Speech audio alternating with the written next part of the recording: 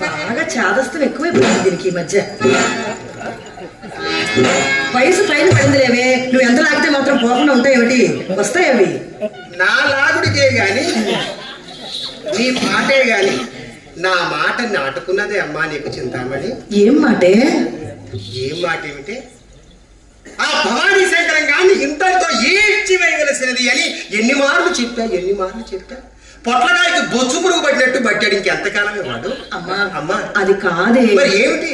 అంత సొమ్ము పెట్టిన వాణి ఇంతలోనే ఆవలపినట్టు లెక్క చూస్తున్నానే. ఈ పీకుడు ఏదో వాడిని పీకితే ఇంత పీకేవాడు. ఇంకేం పీకుతాం? మొత్తం ఆరిపోయేదాకా పీకాం. ఇంకేముంది వాడి దగ్గర పీకడానికి? అంత సొమ్ము పెట్టిన వాడిని ఇంతలోనే ఏమిటమ్మా అతగాడు పెట్టిన అంత సొమ్ము? అందరూ పెట్టినంతే పెట్టాడా? వీడు ఎవరైనా కాస్త ఎక్కువ మూటలు తీసుకొచ్చి పెట్టాడు. అమ్మా తనకున్న సర్వస్వం మనకే దోచిపెట్టాడే. అయినా పెద్దతనం వచ్చింది లేవే, మర్చిపోయి ఉంటావు. నేను చెబుతాను, సావధానంగా ఆలకించవే అమ్మా. చెప్పమ్మా.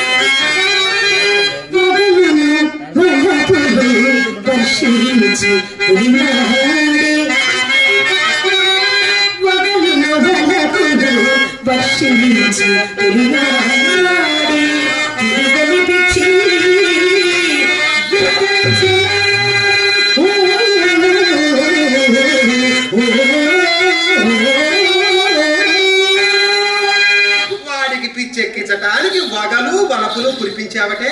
ఒక్కసారి బయట కొంగుతో ఇట్లా అంటే ఇరుసుకొచ్చి పడగడింట్లో పడ్డాడే దర్శి శ్రీనివాసు. వచ్చిన నెలలోనే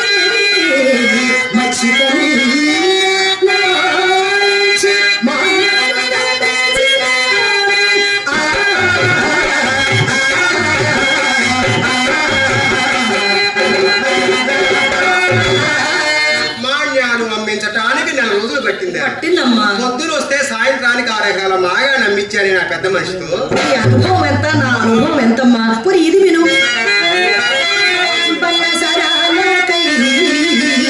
పట్టు పుట్టములకై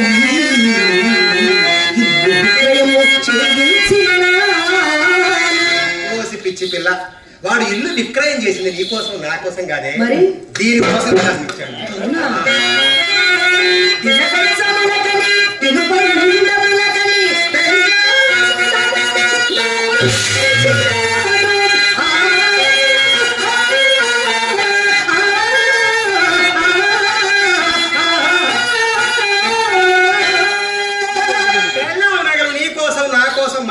నమ్ముతున్నావా పిచ్చిదానా? పెళ్ళాం నగలు నీ కోసం నా కోసం మార్చలేదే. నా కొడుకు ఆ గుర్ర ప్రేసుల్లో డబ్బులన్నీ ఖర్చు పెట్టడానికి పెళ్ళాం నగలు అమ్మేశాడు. అన్ని వగలను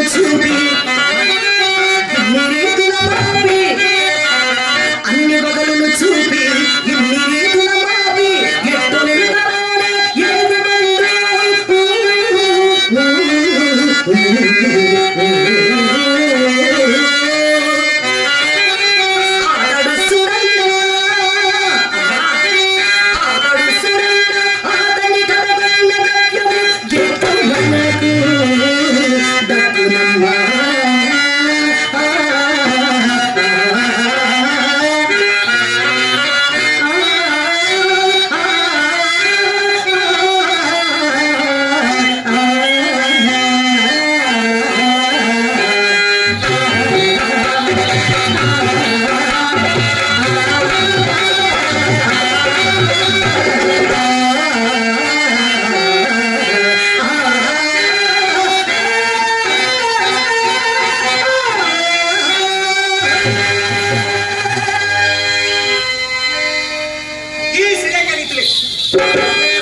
శ్రీరంగ నీతులే నిన్ను చెరచుచున్నది. ఎందుకమ్మా? అమ్మా చింతామణి, నీ అందమునకు, నీ చందమునకు, నీ తెలివికి ఈ ఒక్క లోటు లేకుండిన. ఏ లోటు? ఆ భవానీ శంకరం దగ్గర అంత గుంజాను, ఇంత గుంజాను, ఇంతలోనే వాడిని సాగనంపితే వాడి దగ్గర తీసుకున్న సొమ్ము మనకు ఎట్లా జీర్ణం అవుతుందమ్మా అంటున్నావే. ధర్మబుద్ధి అనే ఈ ఒక్క లోటు నీ దగ్గర లేకపోతే ఈ పాటికి లక్షలకి లక్షలు, కోట్లకి కోట్లు సంపాదించినట్టే. నేను చక్రవర్తి మొదలుకుని చండాలుడి వరకు ధనములకై ఆశించని వాడు ఒక్కడు. చిత్రేమో చిన్నది, నేను పెద్దదాన్ని అయిపోయాను, నువ్వు ఒక్కదానివే కాస్త ఈడున్న పిల్లవు. ఆ వేసుకుని లక్షలు లక్షలు, కోట్లు కోట్లు సంపాదించండి. అలాగే ఒక విషయం గుర్తుపెట్టుకో.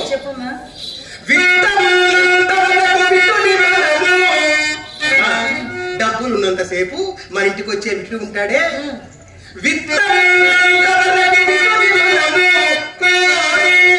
వాడికి రావాలని బుద్ధి లేకపోయినా మనమే వాడికి ఆ బుద్ధి కల్పించి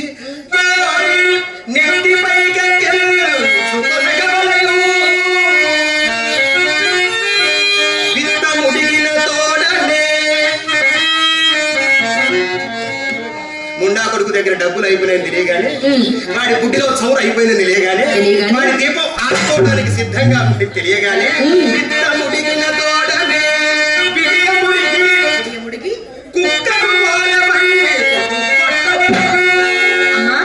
నీ కాలంలో ఆ కాలంలో నీవు ఇలాగే చేసేవేమిటే? సర్లే అమ్మా, నా సంగతి చెప్పమంటావు. నేను వయసులో ఉన్న రోజుల్లో ఈ రాజుపాలెం మండలంలో కాపురాలు ఎవరు చేశారు తల్లి? మరి ఏం చేశారు? ఆడవాళ్ళ మంగళసూత్రాలన్నీ తీసుకొచ్చి మా ఇంట్లో మంచం కొడికి కట్టి. అయ్యో, నా సంగతి చెప్పమంటావు. నేను మంచి పర్వంలో ఉన్నప్పుడు, మంచి పలక పడపడలో ఆడుతున్నప్పుడు అమ్మా, లోభి అంటే తెలుసుగా అమ్మా, పిసినుగొట్టి ముండా కొడుకు ఎంగిలి చేత్తో కాయకను కూడా ఇష్యూ అని విదాల్చాడు. మెతుకులు కింద పడతాయని భయం ముండా కొడుకు. పొరపాటున చీమ పంచదార పలుకు తీసుకెళ్తే అది తీసుకెళ్లి కాఫీలో కలుపుకుంటాడు ముండా కొడుకు. పిసినుగొట్టి ముండా లోభి. అసల్లో ఏముంది, వరదంతా కొసర్లోనే ఉంది. మనకి ఎంత కిరాయి ఇచ్చినా ఛార్జీలు అడుగుతాను చూసా.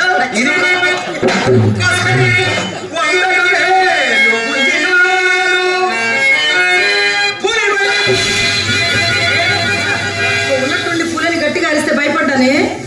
పులి అంటే భయపడ్డావా? ఏమో ఈ మధ్య ఎక్కడ పడితే అక్కడ తిరుగుతున్నాయి పుల్లు. మన అడవుల్లోకి పోతే బజార్లోకి వస్తున్నాయి. ఏం చేస్తాం అమ్మా? పులి అంటే అడవుల్లో తిరిగే పులి కాదమ్మా, మన మధ్య తిరుగుతూ ఉంటారు. పెద్ద పెద్ద మీసాలు పెంచుకుని, తెల్ల మీసాలకు నల్లం చేసుకుని, కద్దరు చొక్కాలు దొడుక్కుని, పైన 100 రూపాయల కాగితం పెట్టి కింద అన్ని తెల్ల కాగితాలు పెట్టుకుని తిరుగుతుంటారు. ఇవన్నీ 100 అనుకోవాలి. వీడమ్మా పులి. ఈ పులి పొద్దున్నే ఇంట్లో నుంచి బయలుదేరుతుంది చద్దెన్నం తిని. చద్దెన్నం తింటుందమ్మాయి. ఎలా బయలుదేరుతుంది? ఈ మున్నా కొడుకు ఇంట్లో పలహారం చేసి దిక్కేడు వచ్చింది. రాత్రి అంతా మంది కొంపలు చుట్టూ తిరుగుతాడు. పొద్దున్న పలహారం పెడతాడు కొంపల్లో. వీడి రాత్రి మిగిలిన చద్దెన్నం పులిహార చేసి పెడతారు. మున్నా వీడి పులిహార కలవడబడ్డ జాతి అమ్మాయి, పులిహోర జాతి.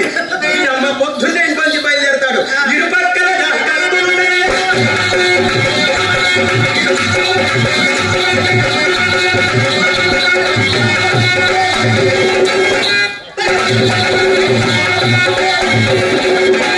సభకు రావు చేతి వస్తాడమ్మాయి ముండా కొడుకు. మధ్యాహ్నం అయిపోయి సాయంత్రం అవగానే ముండా కొడుకు పంపు పోయి పెళ్ళంతా తన్నులు తింటాడు. వీడమ్మ పులి. ఇటువంటి పులి అమ్మవారేనమ్మా.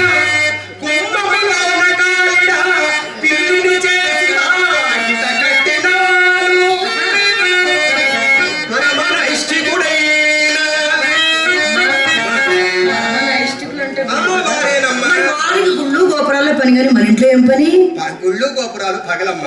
స్వామివారు నిద్రపోయినాక వీరు పవళింపు సేవకు మన కొంపలకు వస్తారు. వీళ్ళ పౌర్ణమి సేవ మన ఇంట్లో. అమ్మ వీరు పరమ నైష్ఠికులమ్మ, మహానిష్ఠాగరిష్ఠులమ్మ. తప్పు లేదమ్మా, భక్తి భక్తే, రక్తి రక్తేనమ్మా. కాని వాడు మోక్షగామి అవుతాడంటే నిజమే. అమ్మా వీరు పరమ నైష్ఠికులమ్మ. మేము అక్కడ అది తినవండి, ఇక్కడ ఇది తినవండి, వారి చేతితో మంచినీళ్ళు ముట్టుకోమండి, వీరి చేతితో పలహారాలు తినవండి, వారు వస్తే దూరంగా జరుగుతామండి, వీరు వస్తే మీద పడతామండి. వీరమ్మ పరమ నైష్ఠికులు. వీడైతే తిరుగుతాడా పొద్దు గోహంగానే బజ్జీల బండి దగ్గర మిరపకాయ బజ్జీలు తింటాడు. ఇటువంటి పరమ నైష్ఠికుడైన ఏం పెట్టావే? నోట పెట్టి పంచదార, లడ్డు, జిలేబీ, జాంగ్రీ, మైసూర్ పాక్, చక్కెర పొంగలి, దద్దోజనం, పులిహోర, బిర్యానీ పెట్టావా? తినిపించిన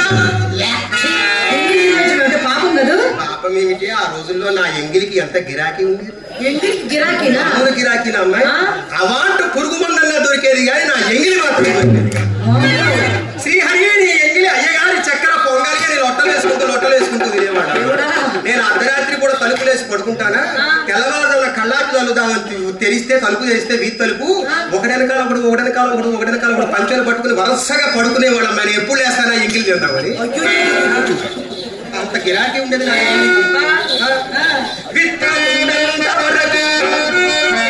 నా సొమ్ము ఉన్నంతసేపు విత్తమున్నంత వరకు ప్రేమిషము బలము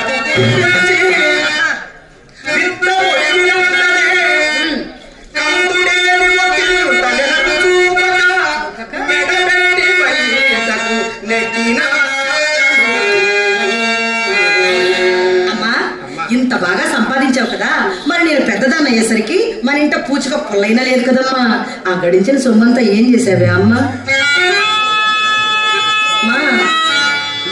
చెప్పవే, ఏడుస్తావు ఎందుకు?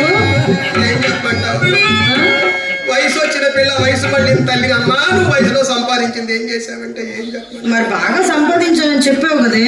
ఏం సరి చెప్పమంటావు? నేను మంచి ఏదో ఒకటి ఎందుకు ఉన్నదే చెప్తాం. కడుపు దించుకుంటే కాళ్ళ మీద పర్వాలేదు. నేను మంచి వయసులో ఉన్నప్పుడు అమ్మాయి నాకు ఒక పిసిని కొట్టు పీనుగా దాపురించిన. ఎంతమంది మధ్యలో ఈయనెవరు? ఎవరో పేరు నాకేం గుర్తమ్మ లెక్క డొక్క. ఒక పిసిని కొట్టు పీనుగా దాపురించిన. దాపురిస్తే ఏమైంది? ఏమైంది? వారి వద్ద నుండి బైకము నాకు నిమిత్తము వానికి మందు అలవాటు చేశాను. ఏం మందది? ఏం మంది ఏంటి? అరటికాయల మందు. అరటికాయలో మందు కలిపి పెట్టా ముండాకుడికి. డబ్బులు ఇచ్చాడా? ఏం డబ్బులు ఇచ్చేది? పండంతా మింగి తొక్క నా చేతిలో పెట్టాడు. వాడు నీకు తగిన వాడు. వీడు అరటికాయ మందుకు పని చేయట్లేదు కానీ వాడికి నల్ల మందు అలవాటు చేశాడు. అప్పుడేమైనా డబ్బులు ఇచ్చాడా? ఏమిటి? పెసర గింజంత అలవాటు చేశారు. పెసర గింజ పోయింది, కందిబద్ద పోయింది, మినపగుండు పోయింది, గుమ్మడికాయ అంత నల్ల మందు పెట్టిన మందు అయిపోతుంది కానీ ముండాకుడు దగ్గర నుంచి రూపాయి బయటపడలేదు. అవ్వలేదు. ఎంతసేపు వాడు ఇన్కమింగ్ అవుట్ గోయింగ్ లేదు. వాడికి మందు అలవాటు చేయవలసి వచ్చింది. మందు అసలు అలవాటు చేశాము. ఏ మందు పడకపోతే ముండాకుడు 6 తర్వాత కాళ్ళు చేతులు ఆడవు. ఏ మందుకి సాయంత్రం దాకా అనుకున్నారు. అసలైనదమ్మా మహాతల్లి. ఏమిటది? త్రావుడు అలవాటు చేశాడు. పోనీ అప్పుడైనా తాగాడా? ఏమి తాగాడు? ముండాకుడికి ఒక్కడు తాగితే పర్వాలా, ఈ మందుకో దిక్కుమాల రోగం తెచ్చిందిగా. ఇదేమిటి మళ్ళీ? అప్పు చేసేగా తాగుతాం కానీ తోడు లేకపోతే తాగబుద్ధి కాదే. పాడైన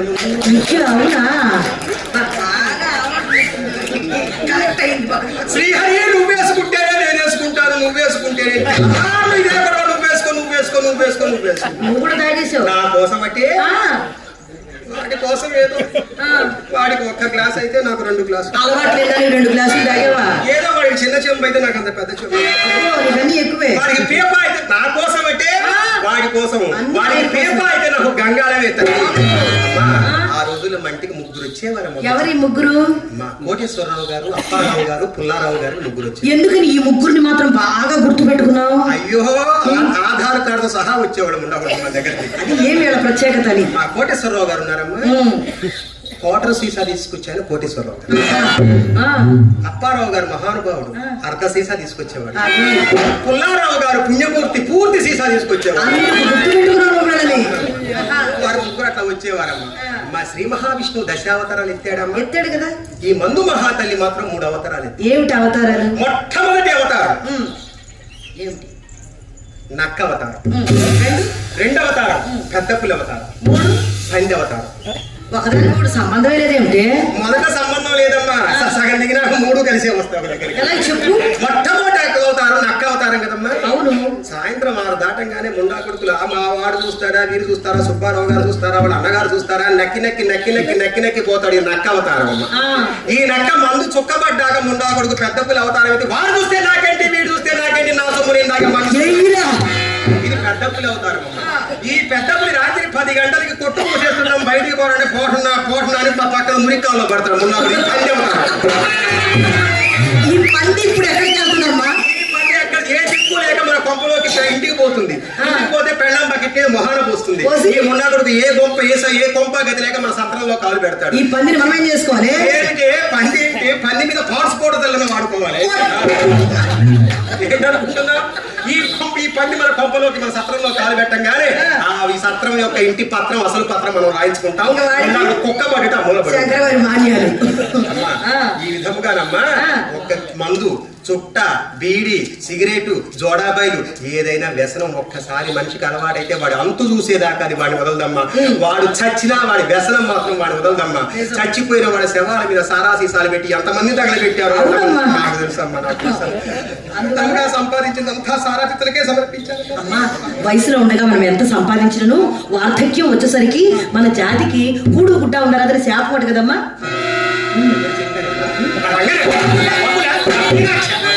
ఇవన్నీ వట్టి మాటలే, వట్టి మాటలు అమ్మా. పూర్వపు విధులు మహానుభావులు వయసు మళ్ళీపోయిన వేసే-కాంతను వాడిపోయిన పువ్వులే చూచెడివారు. మరి ఇప్పటి వారు చివికిన అవకాయ పేడువలే చివరంత వరకు గుంజి నా వల్ల కాదురా అన్న ఆపుడకు సర్దుకుంటున్నారు. అంతేనమ్మా. ఎందుకమ్మా ప్రభుత్వాలు మారినప్పుడల్లా పథకాలు మారినట్టు ఇప్పుడు ఆ శాపం అమల్లో లేదమ్మా. ఆ శాపం పటిమ పోయినది. మాటల్లో పెట్టావు గాని ఇంతకీ వాడు ఏమైనాడే? ఎవరే వాడు? వాడేనే. ఎవరే వాడు? వాడేనే. వాడే అంటే ఎవరు? వాడికి ఊరు పేరు లేదా? నీ వలపుల రాయుడు. నా వలపుల రాయుడు ఎవరమ్మా? నా లంగాలతో లాంచీలు కుట్టించుకున్న ముండా కొడుకు భవానీ గారు ఏమయ్యాడే? అమ్మా, ఆయన ఈ పూట ఎవరినో అప్పడిగారట. వాడు తప్పక ఇస్తామని వాగ్దానం కూడా చేశారట. అందులో వెళ్ళి వాడు నువ్వు తొందరపడి తిట్టకు. భవానీ పేరెత్తంగానే ప్లగ్ లో ఏడు పెట్టింది అలాగే మెలిగిపోతున్నావు మెలికలు. వాడెవరినో అప్పడిగినాడా? వాడు వీరికి తప్పక ఇస్తామన్నారా? వాడు తీసుకొచ్చి నీకు ఇస్తారా? నీవు తెచ్చుకొచ్చి నా భోషాలలో పోయి సిగ్గులే తేవలసిన తొడల్లా ఇది వరకు ఎన్నడో తెచ్చినాడు. ఇక వాడికి ఈ పురం ఈ ఊర్లో కాదు కదా, పక్క ఊర్లో పక్క జిల్లాలో కూడా రూపాయి ముట్టదమ్మా. ముట్టదు. వారి వీరి దగ్గర అప్పులు అడిగాడా? అప్పులు అడిగి ముండా కొడుకు అన్ని వ్యాపారాలు అయిపోయి సైకిల్ కొట్టు పెట్టుకున్నాడా? సైకిల్ కొట్టుకుంటూ పెట్టిన ముండా కొడుకు స్థిరంగా సైకిల్ కొట్టుకొని కూర్చోవచ్చా? ఉండాలి. ఆసులో కండి తిరిగినట్టు భోగం కొంపల చుట్టూ అటు ఇటు తిరుగుతున్నాడు. అయితే ఏమిటి? అప్పుల వాడు సైకిల్ ఎత్తుకెళ్ళాడు. ఏం మిగిలింది? అన్ని పోయినా ఒకటి మిగిలింది. ఏమిటిది? గాలి కొట్టే గొట్టం మిగిలింది. గాలి కొట్టే గొట్టంతో మనకేం పనమ్మా? మనకేం పని? పని అంతా మనకే ఉంది. ఆ గొట్టం తీసుకుని నీ కసేపు నాకు కసేపు గాలి ఉండా కొడుకు శనగలకు ఇచ్చి ఎదురు గడుపుకుంటే ఒక్కడికి చింతో నాణ్యంటే క్షణాల్లో శంకరగిరి మాన్యాలు పట్టిస్తా.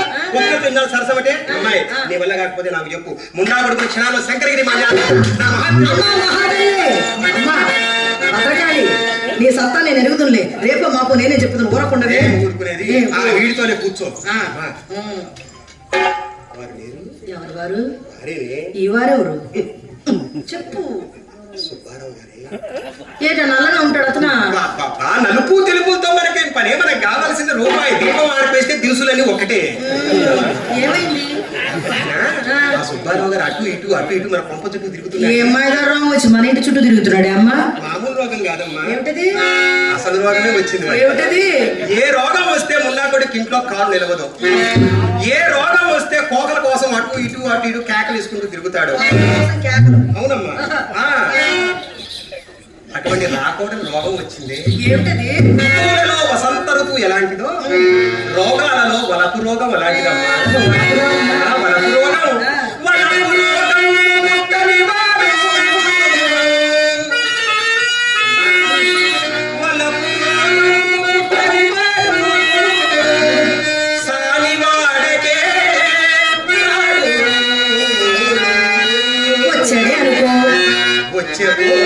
వారి వంక కన్నెత్తి చూడరు.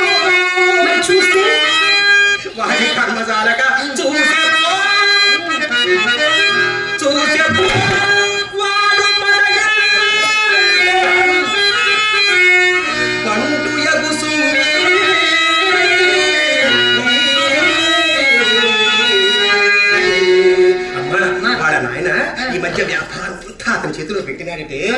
రంగనాయకి పట్టిన అదృష్టం అంతా విని వల్లే. అమ్మా ఈ సంగతి తెలిసే మొన్న మనం పెళ్లి మేజవాని కచేరీకి వెళ్ళామా, అక్కడ నాకు అతను వసూలు తాంబూలం ఇచ్చేటప్పుడు అంత రంగు చేశానమ్మా.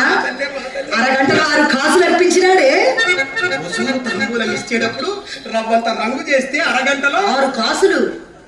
వసూలు తాంబూలం ఇచ్చేటప్పుడు చేతికి చెయ్యి తగిలితే అరగంటలో 6 కాసులు. అవునమ్మా. బంగారం ధర 78,000 90,000 ఉంది. అవునే. అరగంటలో 6 కాసులు ఇచ్చాడు చేతికి చెయ్యి తగిలితే. ఒళ్ళు తగిలితే ఎంత ఇస్తాడు?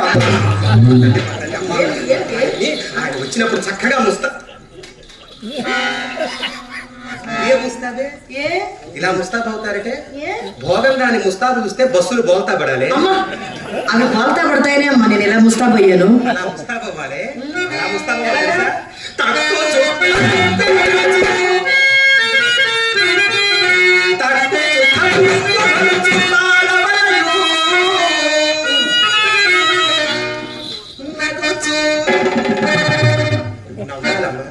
భోగం దానికి పెట్టుబడి నవ్వేనే. ఒక్క నవ్వు నవ్వితే పందిరి గుళ్ళకి టపాలు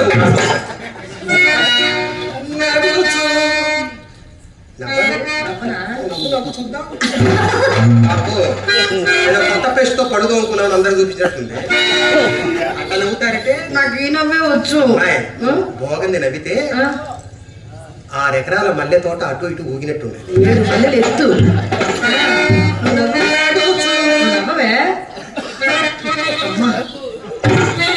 అదిగో ఆయన పడిపోయాడు అక్కడ, ఇంక లెగడు తెల్లవారు దాకా.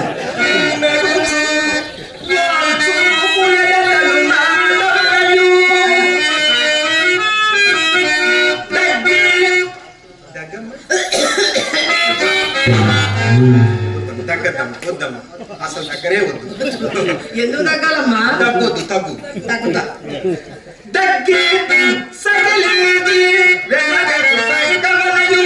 ఈ తగ్గడం ఎలాగో చెప్పలేదు నువ్వు నాకు.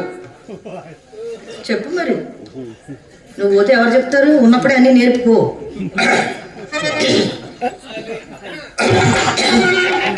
మైక్ వదిలి పైకి రావాలి.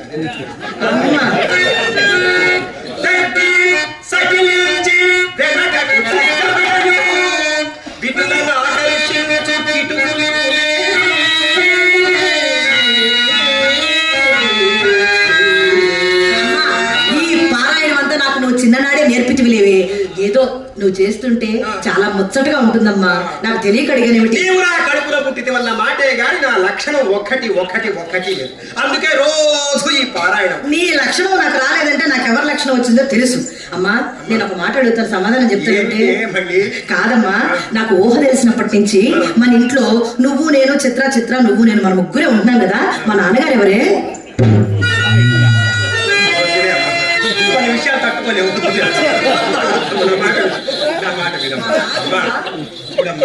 ఇలా ముస్తాబు కాకూడదమ్మా. భోగని చక్కగా ముస్తాబులో మంచి చీర కట్టుకోవే, ఎర్ర చీర కట్టుకోవే. ఏంట ఎరుపులో ఏముంది? అమ్మాయి ఉన్న మరుపంతా ఎరుపులోనే ఉంది. ఆ ఎరుపు రంగు చూస్తే పెద్ద పెద్ద రైళ్లు బస్సులే ఆగిపోతాయి ముండాగుడులో లెక్కే. చక్కగా ఎర్ర చీర కట్టుకుని ముని మాపు వేళ వీధి వాకిట్లో ఓడగా నిలబడి ఒక కాలు బయటికి ఒక కాలు లోపలికి పెట్టి నడుము మీద చెయ్యి పెట్టి వేరిట్లా పెట్టుకుని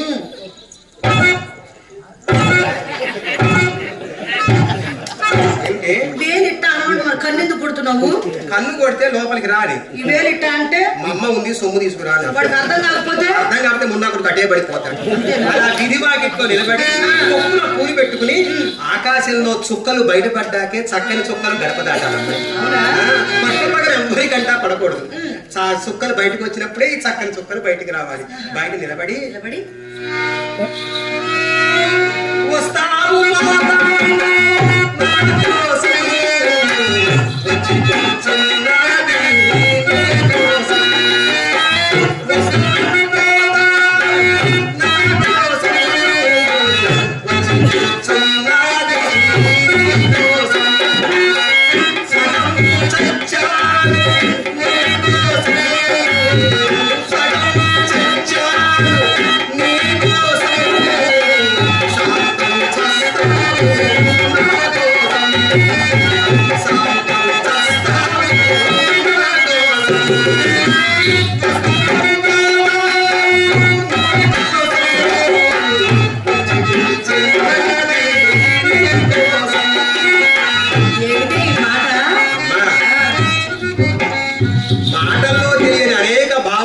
చెప్పగలిగే ఏకైక సాధనం పాటమ్మా. అని ఇప్పుడు ఏ భావం చెప్పడానికి ఈ పాట అని?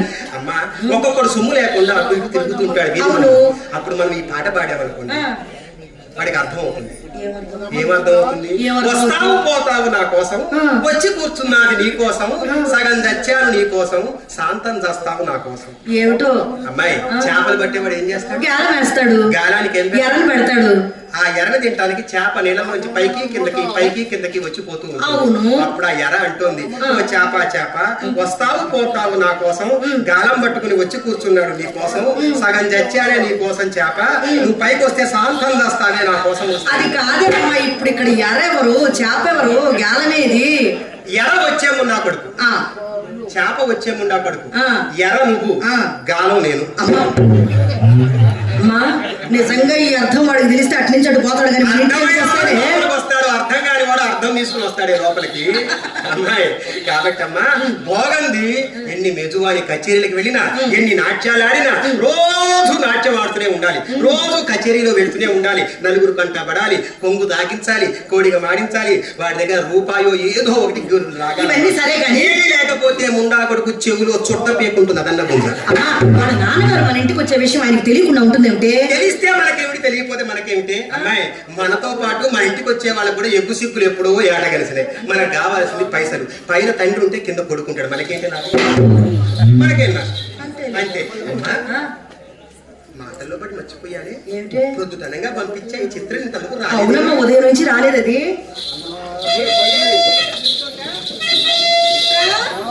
ఏమే చిత్ర రాజకీయాల్లో తప్పిపోయావేమిటే?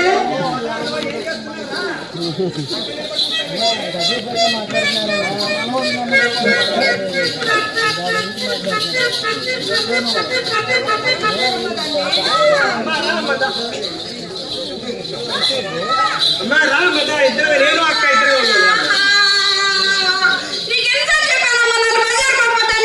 ఏమైంది? నువ్వు నన్ను బజార్ పంపించావా? ఈ ఊరు కూరలందరూ నన్ను చూసి నేను చెప్పను పోమ్మా. ఏమైందమ్మా చెప్పు. అమ్మా ఈ ఊరు కూరలందరూ నన్ను చూసి చిత్రా అమ్మాయి చేస్తుంది, చిత్రా అమ్మాయి నల్లరి పెడుతున్నారమ్మా. చిత్ర అమ్మాయి చేస్తుంది నల్లరి పెడుతున్నారే. చక్కని చుక్కవు నువ్వు ఉన్నావు, చక్కని అక్కుంది, ఇద్దరు వదిలిపెట్టి నన్ను అడిగారు అమ్మ వాళ్ళు. అవునమ్మా. అవునులే అమ్మ, వాళ్ళు నాన్నలు చెప్పుకుంటారు నా గురించి, అందుకు అడిగారు. వాళ్ళు చాలా తెలియగల వాళ్ళే. నిన్న అందుకే ఆ మాట అన్నారమ్మా. ఏమన్నారు? మీ అమ్మ మొదటి బేబీ ఏం చేస్తుంది, శ్రీహరి కుమార్ ఏం చేస్తుంది, వాణేశ్వరి ఏం చేస్తుంది అని అడిగారే. నన్ను వాణేశ్వరి అన్నారా? అన్నారమ్మా. ఇంకా ఏమైందమ్మా? నిన్నే కాదే నన్ను కూడా. ఇదేంటి వెనక మట్టి? అయ్యయ్యయ్యో, వాళ్ళందరూ కింద పడేశారమ్మా. అసలే కాలేజీ కుర్రాళ్ళంటే వాళ్ళు ముందు, నేను వెనక, నేను ముందు, వాళ్ళు వెనక దబేలు పడతారు. బోర్లు పడిపోయా. బోర్లు పడిపోతే వెనక మట్టి అంటింది అమ్మా. నాశనం కాదు అమ్మా. నీకు తెలివి నాకు చెప్పమాకలే. ముందు బోర్లుగా పడి మళ్ళీ ఎలికి తిరగాలి. బోర్లే వ్యాపారంలో కొట్ట తెలిసింది నీకు. నన్ను కూడా అడిగారమ్మా. ఏమంటారు? అక్కడ ఉన్నారు చూడమ్మా, ఆ నలుగురు నన్ను చూసి ఏడిపిస్తున్నారు.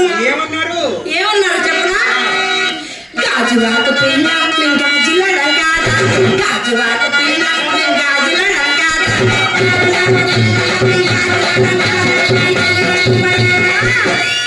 మీ చెయ్యి వలలేదా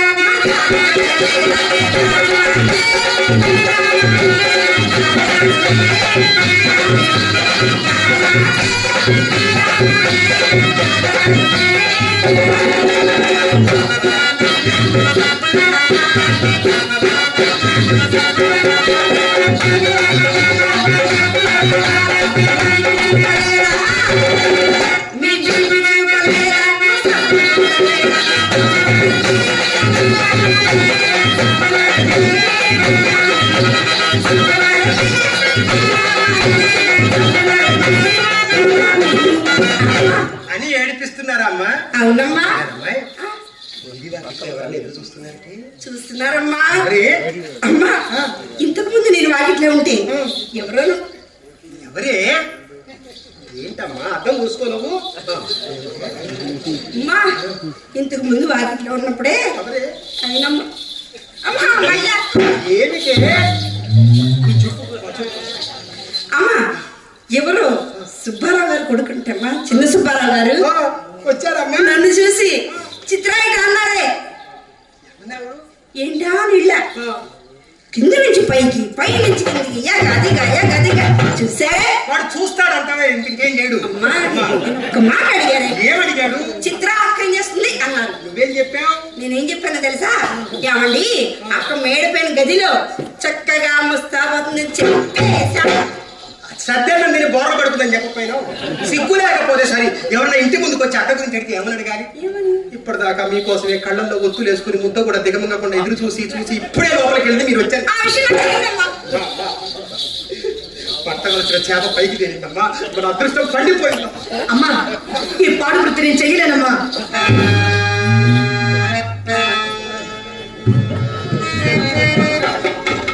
ఇది పాడు వృత్తి ఏంటమ్మా?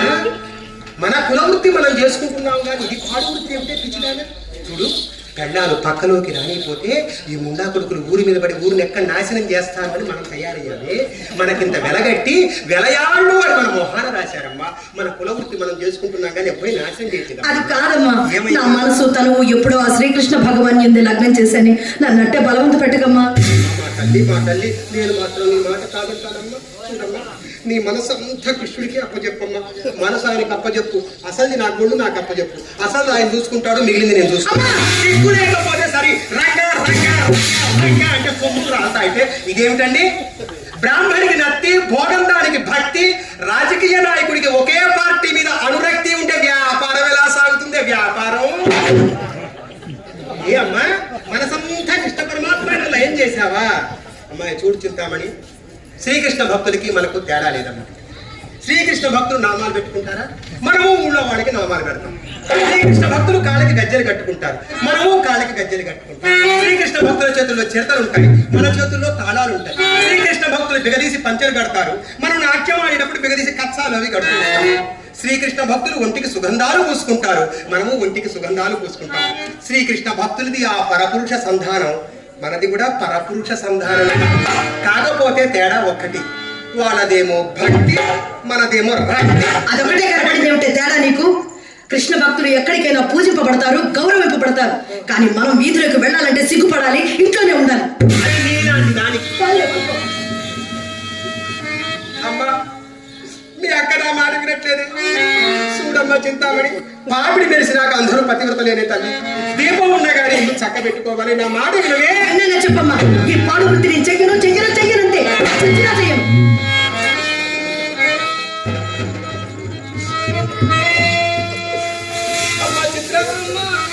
పగలనగా రాత్రులుగా కష్టపడి కాళ్ళు ఆడించి కొంపని ఇక్కడ దాకా తీసుకొచ్చారమ్మా. ఎన్ని నాట్యాలు చేస్తే కాళ్ళు ఆడిస్తే కొంప ఇక్కడికి వచ్చింది. అమ్మా, ఇక నేను బతకదమ్మా. నా మాట వినట్లేదు.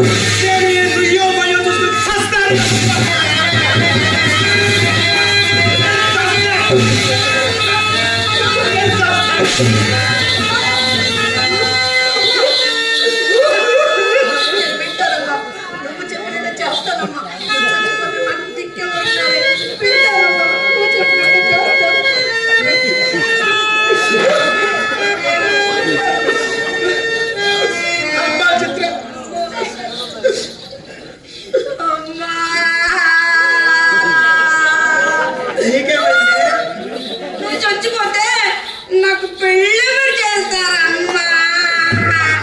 మన కొంపలో పెళ్లిళ్ళు ఉండవమ్మా. నా మాట మనకి బట్టలు పెట్టమే ఉంటుంది, పెళ్లిళ్ళు ఉండవమ్మా. అమ్మాయి, వచ్చేవాడు సొమ్ములు ఉన్నవాడు. మీ అక్క మొహం కాస్త నవ్వుతూ ఉంచు. నల్లగా ఉంటాడు, తెల్లటి పక్కేసి. దండం పడితే నేను పక్కనమ్మా, పక్క అసలు అయ్యినమ్మా. నీకేం పుట్టింది మళ్ళీ? అది కాదమ్మా, ఊళ్ళో అందరూ చిత్రపక్కల వస్తుంది ఎక్కిరిస్తున్నారమ్మా. ఊళ్ళో వాళ్ళు ఎక్కిరిస్తున్నారు, పక్కలేస్తుందని ఎక్కిరిస్తుందని బాధపడుతున్నారు. పదవుల కోసం పక్కలేయటం కంటే కడుపు నింపుకోవటం కోసం పక్కలేయటంలో తప్పు లేదే. వచ్చేవాడు సొమ్ములు ఉన్నవాడు.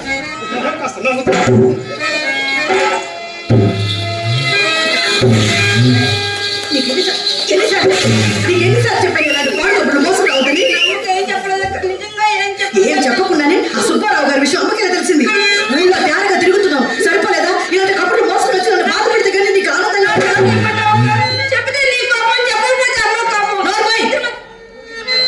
మాట లేస్తుందేమిటే? ఇంకొకసారి ఇలాంటి కబుర్లు మోసుకొచ్చావంటే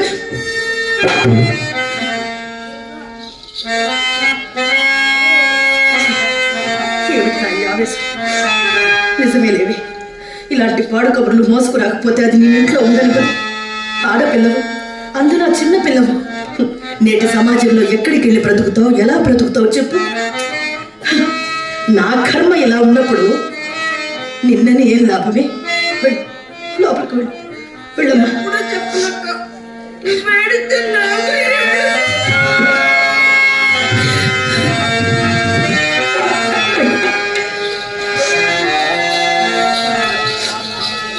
చిచి, ఏమి వృత్తి ఇది? పాడు వృత్తి కదా. ఎరుగవలయో విడులియడగా శాంతముగను సయంపవలయో వాని యశోదను మసలవలయో ఆదరి మసలకునకు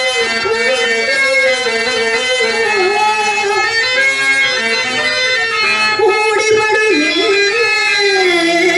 అప్పుడుగా పైకములక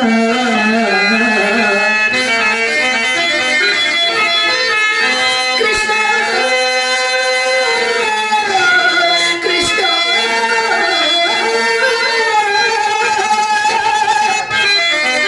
కనలే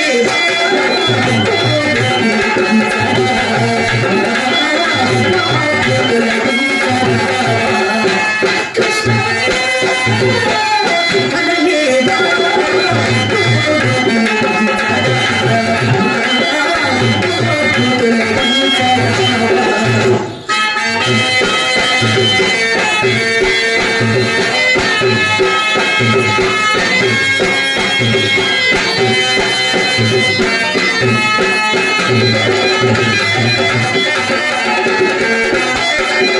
అందరినీ పెంచావు